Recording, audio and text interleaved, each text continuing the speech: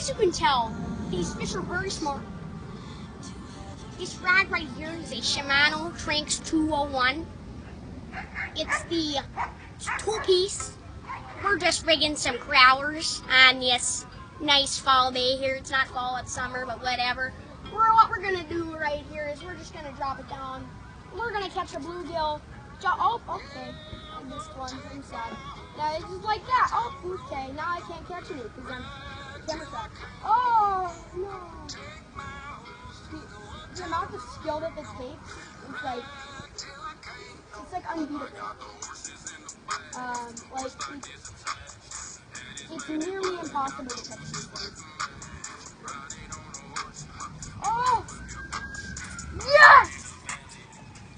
What a giant. This thing is at least 25 pounds. Hold it really close to the camera.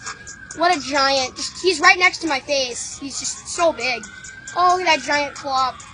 As you can tell, he's the size of my hand. Oh, he's the size of my hand. As you can tell, I'm touching him right now. He's the size of my hand.